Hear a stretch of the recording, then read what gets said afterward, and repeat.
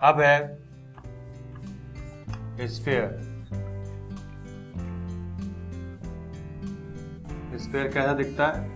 ऐसा गोल गोला बॉल हो गई, ठीक है। इसकी रेडियस मान लो r है, तो इसका जो टोटल सरफेस एरिया होगा वो होगा 4 पाई r स्क्वायर। फिर 6 नंबर है हेमीस्फीयर।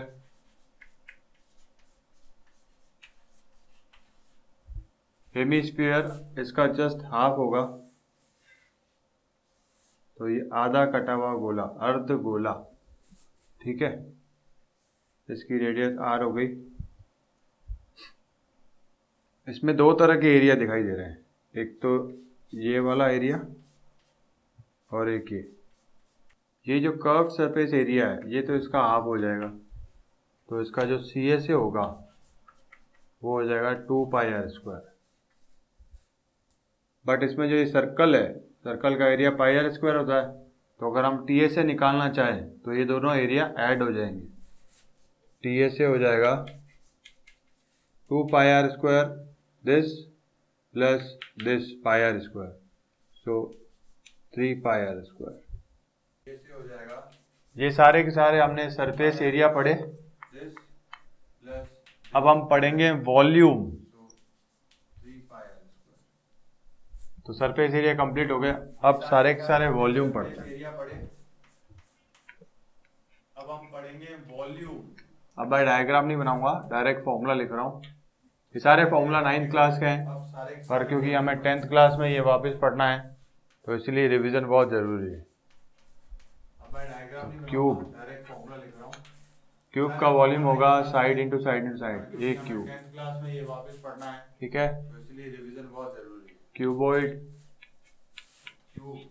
क्यूबॉइड में लेंथ ब्रेथ और हाइट अलग अलग होती है, तो ये जगह L B H, L into B into H. Third है सिलेंडर, क्यूबॉइड में लेंथ ब्रेथ और हाइट अलग अलग होती है, तो ये जगह एल, सिलेंडर, सिलेंडर का हो गया pi R square H. Third है सिलेंडर, एच हाइट होगी, आर रेडियस होगी। फोर्थ कोन, सिलेंडर का हो गया, कोन का 1/3 of cylinder, 1/3 of pi R square, H height होगी, आर रेडियस होगी। देन स्फीयर आ गया, स्फीयर का होगा volume 4/3 pi R cube. 6 hemisphere,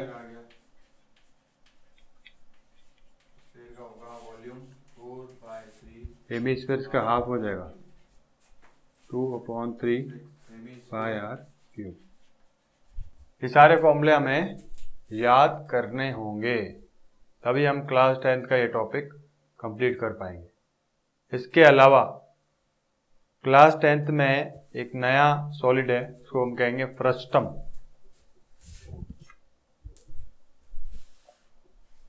तो वो हम पढ़ेंगे फ्रस्टम।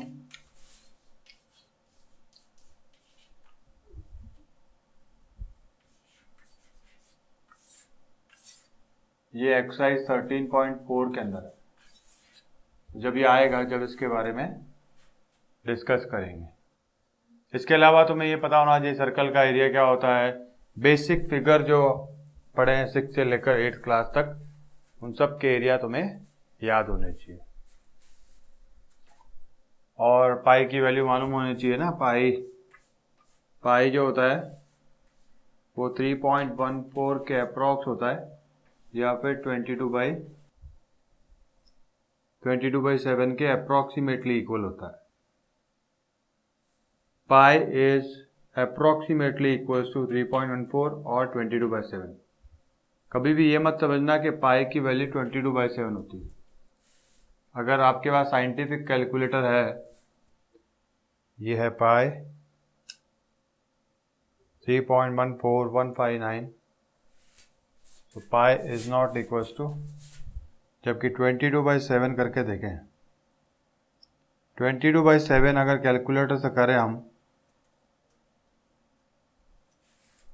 तो 22/7 जो है वो आता है 3.142857143। Dot dot dot. और अगर पाई की वैल्यू देखें तो ये हो जाएगा 3.141592654।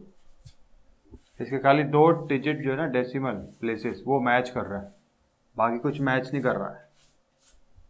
तो pi is not equal to 22/7। Pi हमने कैलकुलेशन पर्पस के लिए अप्रॉक्स कर दिया 22/7 के। तो पाई और 22/7 कभी भी इक्वल नहीं होते। अगर कोई तुम्हें पूछे कि कोई तुमसे ये पूछे कि पाई माइनस 22/7 कितना होगा, तो 0 मत लिख देना, ठीक है, ये रॉन्ग हो जाएगा। क्योंकि पाई जो है, अगर देखोगे इन दोनों नंबर में से कौन सा नंबर छोटा है, तो ये छोटा है। तो हम कह सकते हैं pi is less than 22/7। Pi is less than 20। तो पाई माइनस 22/7 एक नेगेटिव नंबर आएगा। ये जो आएगा वो एक नेगेटिव नंबर आएगा, ठीक है। तो ये था ये साइंटिफिक कैलकुलेटर। इसको हम बंद कर देते हैं। साइंटिफिक कैलकुलेटर से आप पाई की वैल्यू यूज़ कर सकते हैं या फिर ऑनलाइन भी देख सकते हैं।